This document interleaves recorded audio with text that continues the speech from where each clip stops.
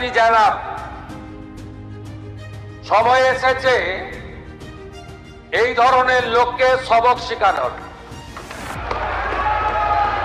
এত বড় ক্ষমতা আপনাকে কেউ দেয়নি। আপনি মুখে যেগুলো বলেছেন, আপনাকে আমি বলে গেলাম, ধমক হুমকি বেপরোয়া লাগাম ছাড়া কথা বলতে দেব না, দেব না, দেব না। যারা ওকে ডেকেছিল এই সভাতে তাদেরকে আগে তুলবো, তারপরে আপনার কাছে যাব। যা করার করবো, আমি আশ্বস্ত করছি আপনাদের। মুখ্যমন্ত্রীর প্রতি আমারও আস্থা রয়েছে। ওনারা যেটা বলছে যে আমি নাকি মুখ্যমন্ত্রীকে চ্যালেঞ্জ করেছি, এটা সম্পূর্ণই মিথ্যা কথা। আমি মুখ্যমন্ত্রীকে কোড করেছি, কারণ 18 তারিখে যখন এই বাজেট সেশন শুরু হয়, মাননীয় গভর্নর যখন বক্তব্য রাখে, তার আগে উনি মালদাতে প্রশাসনিক মিটিংয়ে গেছিলেন। সেখানে মুর্শিদাবাদের বিধায়কদের সময় কম ছিল, কারণ ওনার বিমান ধরার ব্যাপার ছিল, ওনার হেলিকপ্টার ধরার ব্যাপার ছিল। তাই তিনি বলেছিলেন 18 তারিখে মাননীয় গভর্নরের ভাষণের পর আমাদের মুর্শিদাবাদের সব বিধায়কদের, কি বিজেপি, কি সিপিএম, কি কংগ্রেস, কি এসইউপি, সবাইকে নিয়ে বসবেন বলেছিলেন। সেটা বসেও ছিলেন। সেখানে আমি বলেছিলাম যে আপনার সরকার মানুষের রায়ে আপনি মুখ্যমন্ত্রী হয়েছেন, এ নিয়ে আমাদের কোনো সমস্যা নেই, আগামী দিনেও থাকবে না। কিন্তু সমস্যা মুর্শিদাবাদে, যেখানে জিরো টলারেটের সরকার তিনি দাবি করছেন, যেখানে উত্তর 24 পরগনার ডায়মন্ড হাবড়া, পশ্চিম মেদিনীপুর, পূর্ব মেদিনীপুর, 2 বর্ধমান, নদিয়া পর্যন্ত জিরো টলারেট চলছে। কিন্তু মুর্শিদাবাদে আশ্চর্যজনকভাবে যারা চোরের নায়ক, যারা মমতা বন্দ্যোপাধ্যায়ের নেতৃত্বে চুরি করলো, লুট করলো, সমস্ত সরকারি কোষাগার ভাঙলো, তারা কটা অ্যারেস্ট হয়েছে? তারা আজকে 8 আর 8 মিলে গিয়ে 16 হয়ে গেছে। কাজে আমাদেরকে প্রশাসন বলছে পদ্ম ফুল আর জোড়া ফুল এক হয়ে গেছে, আমরা কি করব? তাহলে বলুন আমরা কোথায় যাব, কার কাছে বলবো? তাহলে এই মমতা বন্দ্যোপাধ্যায়কে পরাস্ত করার জন্য আমিও যেমন গলা ফাটিয়েছিলাম, তেমনি 4.5 বছরে বিরোধী আসনে বসে আজকের মুখ্যমন্ত্রী শুভেন্দু অধিকারীও মমতার বিরুদ্ধে যে কোনো মিটিং মিছিল করতে গিয়ে তাকে বারবার হাইকোর্টে যেতে হয়েছে। আজকে আমরা আশ্চর্যজনকভাবে মুর্শিদাবাদে সেই জিরো টলারেটের কোনো নমুনা আমরা দেখতে পাচ্ছি না। সেখানে গিয়ে থমকে গিয়েছে। প্রশাসন আমাদেরকে বলছে যে জোড়া ফুল আর পদ্ম ফুল এক হয়ে গেছে, আমরা কী করব? তাহলে সেটা নিশ্চয়ই মুখ্যমন্ত্রী, যদি আমার কোনো অন্যায় দেখে, আমি যদি কোনো মুখ্যমন্ত্রীকে কটু কথা বলে থাকি, আমি নিশ্চয়ই নবাগত বিজেপি যারা 4 মে গণনার 4টের পরে যারা ক্রিমিনাল অ্যাক্টিভিটি, যাদের তৃণমূলের হয়েছিল, যারা তৃণমূলের হয়ে ভোট লুট করব বলেছিল, 2 মাস 3 মাস আগে থেকে হুমকি দিয়েছিল, আমি তাদের উদ্দেশ্যে সাটা ভাঙার কথা বলেছিলাম। তখন এই বিজেপির যারা নবাগত বিধায়ক, তাদের খুব ভালো লেগেছিল। তারা বলেছিল আপনার ডায়লগটার উপরে আমরা অনেক শক্তি পেয়েছি, তাই আমরা আজকে এখানে 208 নিয়ে আসতে পেরেছি। আজকে আমি যখন সেই নবাগত বিজেপি যারা তৃণমূলের ক্রিমিনাল অ্যাক্টিভিটির সঙ্গে যুক্ত, তোলাবাজির সঙ্গে যুক্ত, লুটের সঙ্গে যুক্ত, তারা প্রশাসনের সাপোর্ট পাওয়ার জন্য আজকে আমার সঙ্গে সংঘর্ষে লিপ্ত হচ্ছে। আমি বলেছি এদের পরোয়া করি না, প্রয়োজন হলে আমি আমার আম জনতা উন্নয়ন পার্টির 98% সমর্থক তো মুসলিম। আপনি ক্ষমা চাইবেন? কোনো প্রশ্নই নেই। আমি ক্ষমা চাওয়ানোর মতো কোনো কথা বলিনি, ক্ষমা চাওয়ানোর কোনো প্রশ্নই নেই। আপনার বিরুদ্ধে একদিকে বিধানসভায়, অন্যদিকে আইনত ব্যবস্থা চলছে, মানে এফআইআর হয়েছে আপনার। এফআইআর তো হয়েছে, এফআইআর বহরমপুরে হয়েছে, ইংলিশ বাজারে হয়েছে, শক্তিপুর, রেজিনগরে যে প্রশাসন আছে তারা সমটু কেস করেছে। আইনের পথে চলবে। বিধানসভাতে নিন্দা করা হয়েছে। হ্যাঁ, করতেই পারে, সেটা তারা ক্ষমতায় আছে, তাদের মেজরিটি সদস্য আছে, তারা নিন্দা প্রস্তাব আনতে পারে, আমাকে সাসপেন্ড করতে পারে, স্পিকারের সে অধিকার আছে। যা সিদ্ধান্ত হবে আমি সেটা মাথা পেতে মেনে নেব। কিন্তু আমি কোনো অন্যায় করিনি, আমি কারো কাছে ক্ষমা প্রার্থী হব না। আচ্ছা, একজন মুসলিম নেতা হিসাবে, মুসলিম বিধায়ক হিসাবে এই ধরনের উস্কানিমূলক বক্তব্য রাখছেন এবং মুসলিম সমাজের একটা অংশ বলছেন যে আপনি এইভাবে যে মুসলিমদের নিয়ে রাতে নামবো বলে মুসলিম সমাজকেই কলঙ্কিত করছেন, মুসলিম সম্প্রদায়ের একটা শ্রেণীও বলছেন। যেসব মুসলিম সমাজের লোকরা আপনাকে বলেছে তার কাছে আমার প্রশ্ন, যখন দিলীপ ঘোষ রাজ্যের মন্ত্রিসভার সদস্য তিনি যখন বলেন যে মুসলমানদের নামাজ পড়তে গেলে মুসলিম কান্ট্রিতে যেতে হবে ভারতবর্ষে, তখন এই সব তথাকথিত মুসলিমরা আপনার কাছে কোনো রিয়াকশান দেয় কি বা দেওয়ার মতো ক্ষমতা রাখে কি? কাজে এই সমস্ত তেজপাতাদের কোনো প্রশ্নের উত্তর আমি দেব না। আমার যে বিজেপি সরকার পশ্চিমবাংলায় মানুষের রায়ে নির্বাচিত হয়েছে তাদের বিরুদ্ধে আমার কোনো বক্তব্য নেই, কিন্তু আমরা দীর্ঘ 17তম বিধানসভায় যে বিজেপি বিরোধী আসনে ছিল, যে শাসক দল মমতা বন্দ্যোপাধ্যায়ের নেতৃত্বে এখানে শাসকের নামে দলতান্ত্রিক এবং প্রশাসনিক ব্যবহার করে যে সমস্ত ক্রিমিনালদের প্রশ্রয় দিত,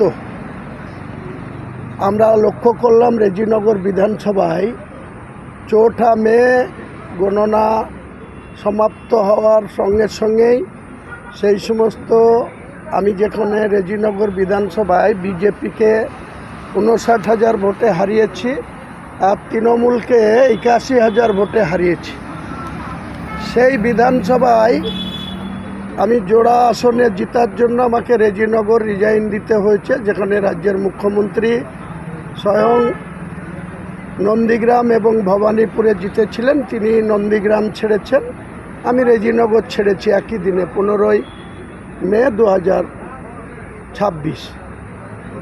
দুঃখজনক ঘটনা, যারা মমতা বন্দ্যোপাধ্যায়ের ছত্রছায়ায়, তিনি পুলিশ মন্ত্রী, তিনার ছত্রছায়ায় রেজিনগর বিধানসভার রেজিনগর থানা, শক্তিপুর থানা, বেলডাঙ্গা থানা, 3টে থানায় পড়ে। বেলডাঙ্গা থানার 3টে অঞ্চল পড়ে রেজিনগর বিধানসভায়, শক্তিপুর থানার 5টা অঞ্চল পড়ে, রেজিনগর থানার 6টা অঞ্চল পড়ে, টোটাল 14টা অঞ্চল নিয়ে রেজিনগর বিধানসভা।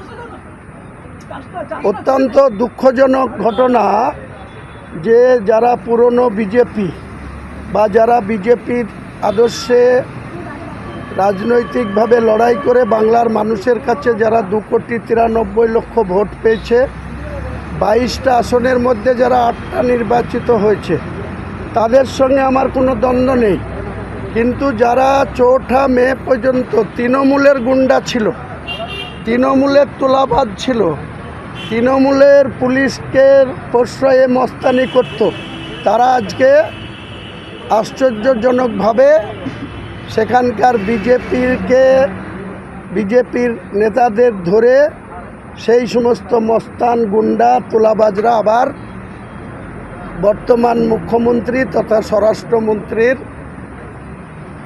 অন্তর্গত যে রেজিনগর, শক্তিপুর, নওদা, বেলডাঙ্গা এসব থানায় পুরনো বিজেপিদের নিয়ে কোনো সমস্যা নাই, নির্বাচিত যারা হয়েছে এই সরকারকে কোনো সমস্যা নাই, কিন্তু আমরা যে লড়াইটা তৃণমূলকে হারানোর জন্য, তৃণমূলকে গদিচ্যুত করার জন্য যে লড়াইটা গত ডিসেম্বর থেকে 2026-এর এপ্রিল মাসে 29 এপ্রিল পর্যন্ত যাদের বিরুদ্ধে লড়াই করেছিলাম, আজকে আমাদেরকে তাদেরকে আবার ফেস করতে হচ্ছে। তারাই আবার বর্তমান পুলিশ মন্ত্রীর অধীনে যে সমস্ত থানাগুলো আছে, নওদা, রেজিনগর, বেলডাঙ্গা, শক্তিপুর, এই থানায় সেই সমস্ত মস্তানরাই, যেটাকে বলা যায় পুরনো বোতলে নতুন মদ, সেরকম সেই সমস্ত তৃণমূলের গুন্ডা, বদমাইশ, তোলাবাজ, তারা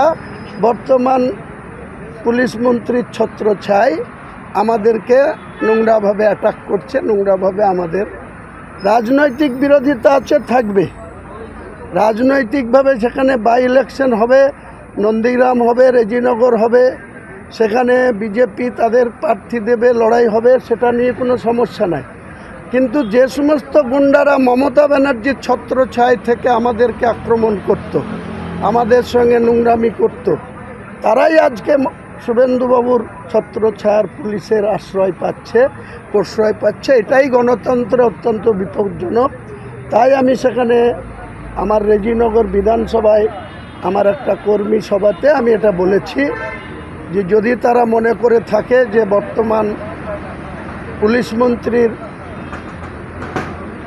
আন্ডারে যে সমস্ত থানাগুলো রয়েছে আমার বিধানসভায়, সেই থানাগুলার অফিসাররা যদি এখন পুরনো তৃণমূলের গুন্ডা মস্তানদের প্রশ্রয় দেয়, তাহলে সংঘর্ষ এখানে অনিবার্য হবে। সেই জায়গাতে আমি কোনো কম্প্রোমাইজ করব না, এটাই বলেছি। আমার ব্যক্তিগতভাবে বিজেপির বিরুদ্ধে কোনো বিষোদ্গার করা বা বিজেপির যে বর্তমান ক্ষমতাসীন দল, সেই দলের বিরুদ্ধে আমার কোনো বক্তব্য নাই।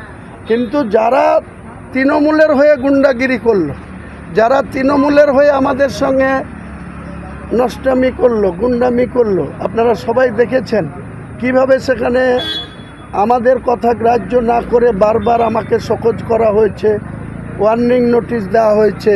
সর্বশেষ 4 ডিসেম্বর 2025 আমাকে সাসপেন্ড করা হয়েছিল। আজকে সেই সমস্ত নেতারা ব্যাকডোর দিয়ে কেউ অপোজিশন লিডারের ছত্রছায়ায় কি পৌরসভা, কি পঞ্চায়েত, কি পঞ্চায়েত সমিতি, কি জেলা পরিষদ, সেই এলাকা থেকে যারা তৃণমূলের নির্বাচিত তারা আজকে বিজেপির ছত্রছায়ায় চলে এসছে। নিজেদের পিঠ বাঁচানো আর নিজেদের অ্যারেস্টের ভয়ে তারা পিছন দিক দিয়ে বিজেপির পতাকা ধরে আমাদের সঙ্গে পাঙ্গা নিচ্ছে। এফআইআর আইনের পথে চলবে। যদি আমি কোনো অপরাধ করে থাকি বা কোনো জায়গায় কোনো গুন্ডামি করে থাকি, নিশ্চয়ই আইন তো কারো ঊর্ধ্বে না, আমিও আইনের ঊর্ধ্বে না। আইনের প্রতি সম্পূর্ণ আস্থা আছে, জুডিশিয়ালের প্রতি সম্পূর্ণ আস্থা আছে। আমরা রাজনৈতিক ক্যারিয়ারে দীর্ঘ 34 বছরের সিপিএমের আমলে 27টা কেস খেয়েছিলাম। একটা কেসেও প্রমাণ হয়নি যে আমরা কোনো অপরাধী। আনুষ্ঠানিকভাবে সমস্ত কেস থেকে ক্লিন চিট পেয়েছি। 2016 থেকে 2026 10 বছরে তৃণমূলের গভর্নমেন্টেও আমি প্রায় 7টা কেস খেয়েছিলাম। সেই সব কেসেও আজ পর্যন্ত প্রমাণিত হয়নি যে হুমায়ুন কবির কোনো গুন্ডাগিরি করে বা কারো উপরে কোনো অন্যায় অত্যাচার করে বা জুলুম করে বা কোনো সাম্প্রদায়িক সম্প্রীতি বিঘ্নিত ঘটায়। এরকম কোনো প্রমাণ হুমায়ুন কবিরের বিরুদ্ধে তৎকালীন প্রশাসন আনতে পারেনি। আমি আশা করছি বর্তমান প্রশাসনও সেটা প্রমাণ করতে পারবে না। আমাদের ভিডিও ভালো লাগলে লাইক এবং শেয়ার করুন। কমেন্ট সেকশনে গিয়ে জানান আপনাদের মতামত। আরও ভিডিও পেতে আমাদের চ্যানেল সাবস্ক্রাইব করুন এবং প্রতি মুহূর্তে খবরের আপডেট পেতে প্রেস করুন বেল আইকন।